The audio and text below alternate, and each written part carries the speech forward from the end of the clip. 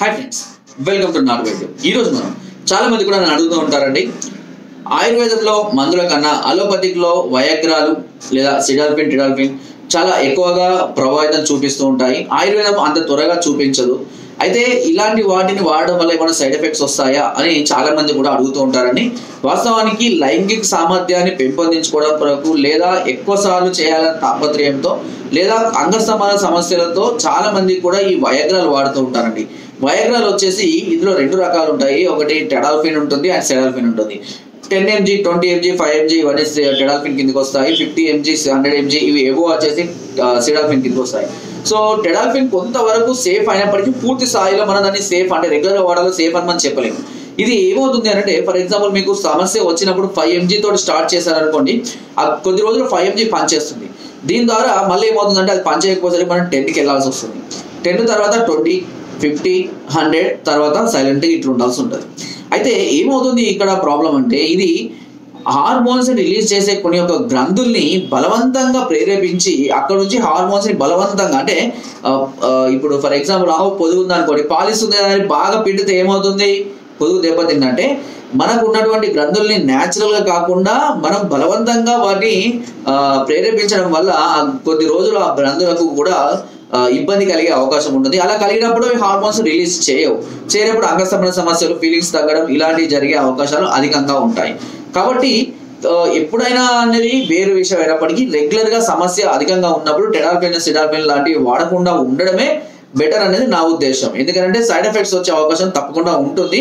And అధికంగా వాడడం వల్ల కొంతమందికి హెడేక్ అధికంగా రావడం కానివ్వండి, లేదంటే బాడీ షివరింగ్స్ రావడం, లేదా కొన్ని సందర్భాల్లో హార్ట్ అటాక్, హార్ట్కి సంబంధించిన సమస్యలు, ఫెయిల్యూర్స్, కిడ్నీ సమస్యలు కూడా వచ్చే అవకాశాలు కొంతమందిలో చూశాను నేను. కాబట్టి ఇలాంటి సమస్యలు కాకుండా ఆయుర్వేదంలో కూడా న్యాచురల్ గానే మనము అంగస్తంభాలని పెంచుకునేటువంటి కొన్ని రకాలైనటువంటి ఔషధాలు ఉన్నాయి.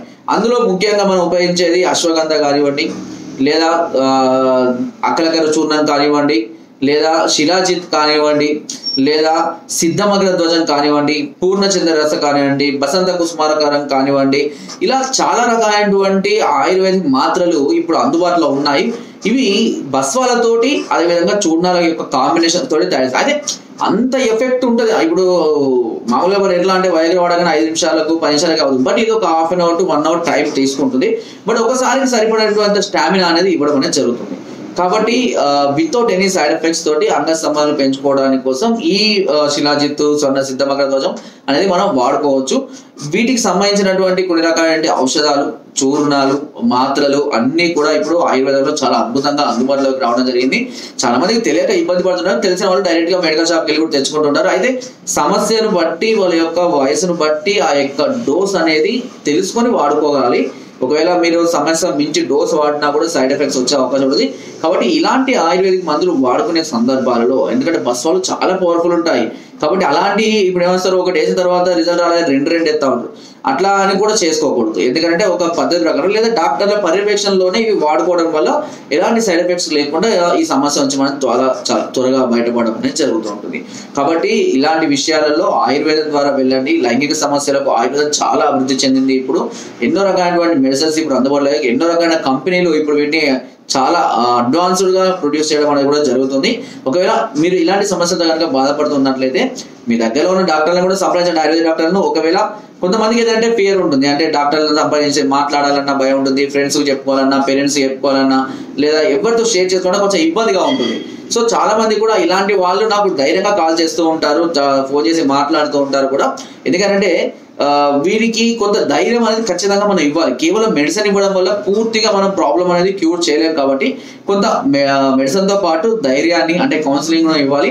సో ఇలాంటి విషయాలు మీకు ఏమైనా ఇబ్బందిగా ఉన్నట్లయితే ఒకసారి మమ్మల్ని సంప్రదించండి. కౌన్సిలింగ్ అవసరం అనుకుంటే నేరుగా మనతో రావచ్చు.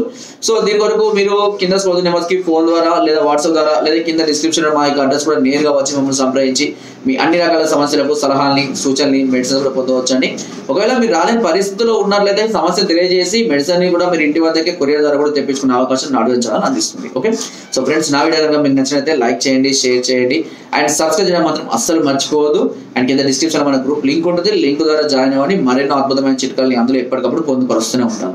Thank you.